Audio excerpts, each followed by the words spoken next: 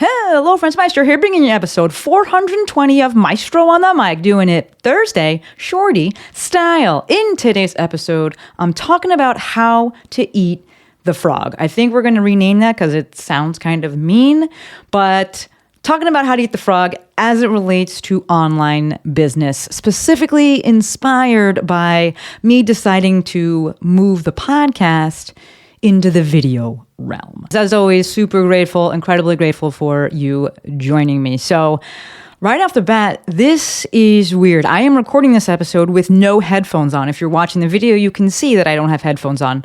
Why? Because I decided to bring things over into the podcast, into the YouTube space, and it looks kind of weird if you have headphones on. So we're doing it sans headphones, but I have recorded 419 episodes with headphones on. So this is a little bit different. And this is actually what inspired today's episode. So we're going to talk about how to eat the frog, the online business edition. And let's change the name of that right off the bat and make it how to eat the chocolate frog. Just because it feels weird saying this. I don't like it. So I actually Googled, where does this phrase come from? Maybe you've heard of it, maybe you haven't. Hopefully you have, because that's the title of the episode, and it's probably weird if you haven't heard of it. But according to Google, Mark Twain once said that if you have to eat a live frog, do it first thing in the morning and nothing worse will happen to you for the rest of the day. The Eat the Frog strategy is a prioritization and productivity method used to help people identify difficult tasks. So, as it relates to what I'm talking about today, I decided to move the podcast bring the podcast into the YouTube space. And dude, the resistance was and still is very real. I think that when we are looking at new tasks that we perceive as difficult, we can kind of stratify it into two different levels, if you will. We got different levels for different levels. So initially, before you've even started anything, when you're a super beginner, it's all about the what-ifs. What if this? What if this? What if this? What if this? What if this? And I think the next level, when you've been doing it for a while, becomes what about? Because you have more data and you're like, well, what about this thing? And what about this thing? And I know that I do it this way. And what about this? For me, as it relates to bringing this podcast onto the YouTube, I feel like 97 years old, but as it relates to bringing it onto YouTube, I was overwhelmed, and I am still overwhelmed by the sheer magnitude of the data. The files are in the computer. Just incredibly overwhelmed by that, because I know just from video size, right? So audio only is smaller, but this is going to be video. And actually, a little bit of a tangent. I got an iPhone 14, been recording on that, and the files are huge. I got a little notification from from Apple about my iCloud storage, right? We get 2 terabytes. You can pay for 2 terabytes of cloud storage. It's like $10 a month. Apparently, I filled it up. I thought it would never happen. Got an iPhone 14, and the size of those videos is insane, just absolutely insane. So for reference, I was going through my iCloud or whatever and looking at videos I had from 2015, something like that, from when I was teaching for Rock Tape. And I had 40-minute long videos, hour-long videos, and those were 5 gigabytes max. Same length video with an iPhone 14 shot in cinematic mode with that HDR, 50 gigs. 50 gigabytes. And I was like, holy smokes, this is how I filled this up. So as I'm sitting here thinking, okay, I'm going to record these, make videos of it, put it on YouTube. I can have some B-roll. So I actually have a camera. You can't see it, obviously, whether you're listening to this or even watching on YouTube. You can't see it. I have an old iPhone X, off to the side for some B-roll, and also largely so that I can put it on Instagram. It just makes it easier because the different format sizes. And so I'm setting all these things up, and I'm like, dude, so much data and so many things could go wrong. What about? And then I was concerned about the sound. This is a podcast. And to me, number one priority is the audio quality. And so I'm like, oh my God, suppose that gets messed up. I'm thinking about the added difficulty, the friction points with this. So my YouTube guy, Dr. Jojo O, was talking to him about it this morning, and just being like, it's actually very easy for me to record a podcast now. I know what I want to say. The setup in and of itself is just incredibly easy, where I can just basically hit record. Adding video, the number one issue I have, my desk is messy as hell. I almost said my desk is messy as F. I don't even know if I can curse because it's going on YouTube, and I was like, that's another thing I'm thinking about. So we're going to just self-edit for right now. But my desk is messy. And while you can't really see it from YouTube because of the angle of the video, with B-roll and the way I have my phone set up, and it's, in that portrait mode, that 9:16, you could see my desk. And I was like, oh gosh, now I got to at least tidy it up a little bit. Yes, I want it to be real, but it's distracting how much stuff I usually have on my desk. And I have no shame about it. But again, when I'm thinking about the user experience, I want you to be able to pay attention. And I'm like, I got all this stuff on my desk. So I'm just thinking about, oh my gosh, now if I'm going to record this, every time I got to go and clean my desk, and I got to make sure the video was working well, and just so much friction. So much friction. And so I was like, you know what? We're going to record an episode about this. I also got to mention that I was thinking about the fact that this is going to be episode number 420. And I was like, I'm going to bring this over to YouTube, and are people going to be like, well, where the hell are the rest of the episodes? But also I can't do anything about that, right? I can't go back and record them, re-record them as video. So I was like, well, that I have to just get over that. So let's make this actionable. Let's talk about how to actually eat the proverbial, well, we'll just say the chocolate frog. Like I said earlier, I think that we have kind of two levels here. We have people that are just starting out and what I think they should do, and people that have been doing the thing and are kind of pivoting, evolving, growing, or layering something else on. So if you are just starting out, my number one recommendation, do less research and just get started with what you have. Yes, I'm taking this, episode from the lens of online business, especially the kind of the digital side of things and the tech side of things. And what I found is that the more research that you do, the more tripped up you're going to be. You're like, what if this might be better? That thing might be better. I actually just had a call not too long ago. I was brought in as a guest speaker, and I, hopped on I spoke in the DMs with one of the attendees, the virtual attendees afterwards, and she just had all these what ifs. And I was like, dude, just start with what you have. It's fine. It's sufficient. So if we're thinking about kind of being a digital content creator, being in the online space, and just getting started with what you have, two things to remember. Short form content, it doesn't last. It goes away. Even if something like is on TikTok and it goes viral, eventually it stops, right? If it's a story on Instagram, guess what happens? It disappears in 24 hours. If it's a post you don't like, take it down. I get it. I know things last forever, technically, but they don't. People can find stuff, screenshot, whatever. But in reality, they don't last. So if you're like, I'm just started out and I was, messing up on things, guess what? It's fine. It doesn't last anyway. The flip side of that is kind of the long form content that maybe you're creating if you're a blogger or trying to become a blogger, you're just starting, or you're trying to become a vlogger and do video, you're just starting out. Good side, flip side, good side, positive side, you might get lucky. I think back on my own successes that I've actually just noticed because I'm pushing more into YouTube and I'm pushing more into SEO and utilizing SEO. And as I'm doing this, I've brought in people that are really good at this. I brought in Dr. Joe O. I brought in Lex for the SEO component side, SEO component of things. And when we look at the metrics, the things that I have that have done really well were things I just did on a whim. I've spoken about this before on previous episodes, podcast episodes, but I have a video on YouTube, how to release a Popliteus, or however you want to say it. And that is my number one video. I did that video on a whim, probably because my knee was hurting when I had visited California just however many years ago. My number one blog post that I actually had to pull down, I did not necessarily on a whim, but it wasn't with any kind of strategy, right? I was doing a lot of pelvic floor PT at the time, and one of the questions I was answering a lot was about abdominal massage, or why people would need abdominal massage, like constipation, things like that. And so I did a whole blog post about it. And that thing popped off. I had no idea because I never checked the traffic that I was receiving to my website. And then once I did started checking it, I was like, holy smokes, maybe I got to pull this down. And I actually did end up pulling it down. But the point here being, get started with what you have. You just might get lucky. If you're like, but suppose it's terrible, that's actually fine. And I think it's more okay for long form things, because if it's actually bad, Like, let's just call a spade a spade. If it's actually bad, guess what? People aren't going to watch it. They're not going to read it. They're not going to listen to it. Right? If you're like, if the microphone, the audio quality isn't good, your friends and family maybe will listen to it, and then they'll be like, hey, maybe you should maybe fix this. Right? If you have good friends.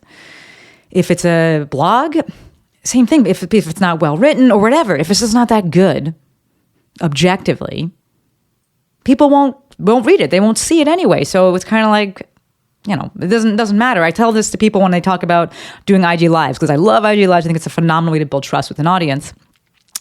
What happens if no one shows up? Well, you can't mess up then. It's the best IG Live you ever did. It's the same concept here. So short form things don't last. They're going to disappear anyway. Long form things, evergreen things, you might get lucky because they do last. Flip side, if it is bad, no one's going to go and look at it and see it because it takes effort to actually consume this long form content. So they'll just stop. I also think there's a lot of value in kind of having this as like a memoir or like a recollection, I don't know the word, of your journey and where you've been. I don't delete any posts. And if you manage to scroll all the way back on my Instagram account, you'll see that. You'll see where I started. And I'm incredibly proud of that. That whole phrase that's out there, something along the lines of, if you're not embarrassed by your old works, then you waited too long to start. I don't believe that. I'm incredibly proud of what I did. And I'm going to be incredibly proud of this because it's the best that I could do at the time. I have no embarrassment for how things were. It was the best that I could do at that time. And then from there, I can, improve on it. So that's the action steps for if you're just starting out. Flip side of this, or the next side of this, if you've been doing the thing for a while and now you're looking to pivot or add things on, change directions, I got a few steps for you. That's because this is where I'm currently at with this whole bringing the podcast onto the YouTubery. And I'm not going to lie, folks, it's just very weird to be recording without hearing myself in my headphones. So thank you for bearing with me. So number one, if you've been doing the thing and you're looking to kind of change directions a little bit, add things, whatever, determine the thing that you are most concerned about and address that first. Right, and give yourself time to get okay with that. So for me, the number one thing I was concerned about was the audio quality. And the reason I was concerned about that is that if you've been listening to the podcast, you know the whole saga with this. I changed the microphone. I got a better microphone, but then that picked up more ambient noise. And so then I treated the room, which you can kind of see if you're on YouTube. And there's still some echo because I don't have carpet in here. And there's a window in front. And so I created this this encasement for the microphone. And it's this big foam ball that I put on top of the mic. And I was using that for a long time, and it made a really nice kind of closed-in sound. But in the back of my mind, I was like, hey, I think I'm going to want to make video of this. And I can't make video of this if I have this big black ball on my face. So I started playing around without using it and seeing how the episodes felt and sounded. I went back and forth a bunch of times with Lex, and I was like, can you tell the difference? How does it sound? And the reality is, there is a little bit of a difference, but only to the trained ear and depending on what you're listening on. Majority of people are listening on, AirPods or listening in their car, and it's going to sound the exact same. And I was like, you know what? This has to be good enough for now. It has to be. It's still, and let's be honest, if we're going to be relative here, it's still better than a lot of the podcasts I listen to. So I'm like, are you in a bathtub right now? Are you in a bathtub? A lot of echo. So that was the thing I was the most concerned about. And I addressed it. I've been addressing it for, a few months now. And I'm at a place where I know that the sound quality that's being produced is good. And I'm happy with it. So that's one less thing I had to worry about when looking to bring this to video. The second point here is prepare for all the outcomes. So for me, when I was thinking about making this into video, I was like, suppose the video doesn't record. Suppose there's a sound issue on the end of the video end. And realistically, I was just like, well, I'll just do it again next time. I'm not going to re-record. I'm not going to go back. I'm preparing for that outcome. And so in preparing, I was like, let me double check things. Let me make sure that, I've played around with the setups a bit and kind of layering things in there. But I was like, if it doesn't record, well, it doesn't record. It is what it is. I've given myself enough time in the day. If, heaven forbid, something happened with just the audio for the podcast, I could record it again, but that should be totally fine because I haven't changed that setup. And so prepared for that outcome. Third point here, pick the easiest obstacle and then you just do it. Right? I know we like to dissect things and find out why and figure out the meaning of life and all this other stuff. But at the end of the day, you have to just do it. So if we're talking about eating a chocolate frog, then it'd be like, eat the leg. This sounds so bad. I feel bad saying it, but I think you understand what I'm getting out here. So for me, the thing that was like a friction point, but the easiest obstacle, and easiest because it had a clear start and end, was cleaning my desk. I was like, you know what? I'm just going to clean the desk. I can do this. I can gain some momentum. That's also ties into the whole, eat the frog, is you gain momentum. Things after that tend to be easier when you have the momentum, even if it's a bigger problem you're going after. Right? It's just that you have momentum, because momentum beats motivation every single time.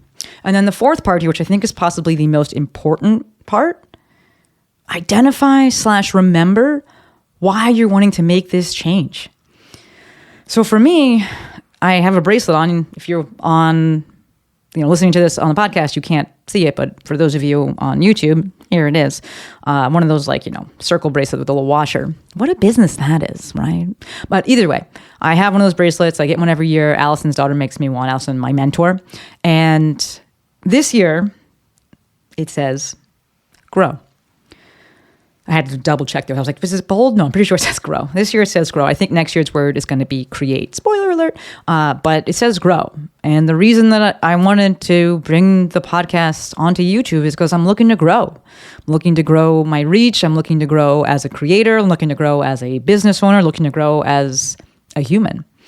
And that is my why. And I'm like, you know what? That means that I'm going to have to do some tough things, because the exact things that I did to get me here will not get me to the next level. Who I am, that'll get me there, right? My work ethic, things like that. But the exact processes, where are my Canadians, that got me here, they will not get me to the next step, the next phase. So I leaned into that and I was like, you know what? We're going to do the thing. Additionally, I thought back to all of the things that I've started in the past and what it was like to be a beginner and what it actually looked like. And it looked not perfect. Maybe no, perfect doesn't even exist. So leaning on that evidence of, hey, we all start somewhere and that's fine. I think the concern that people may have as someone that has an established brand is like, but like, I'm not a beginner to that audience. And to that I say, lean on the trust that you've built, right? So 3 things that make up trust or allow us to build trust, and that's competency, benevolence, and integrity. People will forgive errors in competency, meaning like you make a mistake, if the benevolence is, that came out weird, if the benevolence is there and if the integrity is there. And so if you're new, make sure you're leading with benevolence. You actually truly have the people's best interest at heart, and lead with integrity, right? Live your values. Live in accordance with your values and your whatever moral code it is that you have. So if you're on the other side of that trust barrier, that trust wall, well, then lean on that and understand that people will forgive errors in competency and when you're new and if you're stumbling and if you have some issues. And if they don't, well, they're not your people. I know it's easier said than done, but it's the truth. So the whole goal here in this episode is to get new data that you can work from. Create new data points that you can work from. You can't work from what-ifs, right? If you're a beginner, it's like, what if? You can't work from there. There's no solid foundation. If you're kind of the intermediate or you've been doing it, maybe you're advanced, you can't work from what about. So what about? You can look to prepare, but then at some point, you have to actually do the thing, eat the chocolate frog, get new data points that you can then work from. Because you can work from what happened was, right? You can work from that. And you're like, well, that's what happened. I love saying that. What happened was, you can work from that and say, okay, that's what happened. This is how I'm going to fix it next time. That's what happened. I'm going to fix it next time. All right, I got my eye on the time. I like to keep these on the shorter side, and it looks great. This is our first one as a video, as a YouTube video. If you want to check out the video, I don't even know when this thing's going to be up because we got to edit. I don't know. But you can go check out the YouTube channel, youtube.com/The Movement Maestro. Courtney, if you could link that in the show notes, amazing. You can go check that out. And if it's up there, amazing. I don't think it's going to be up there when the podcast drops, but when the podcast episode drops, but we will see. If not, feel free to shoot me a DM, The Movement Maestro. Ask me when the heck is it going to be up, and I'll let you know when it's up. You can always shoot me a text, 310-737-2345. ask me the same thing. And that is it. As always, endlessly appreciative for every single one of you. I got no special calls to action this time. I'm just incredibly grateful that you're with me on this journey and you're being kind for this first episode that I'm doing as a video. All right, officially wrapping it up. Until next time, friends, Maestro out.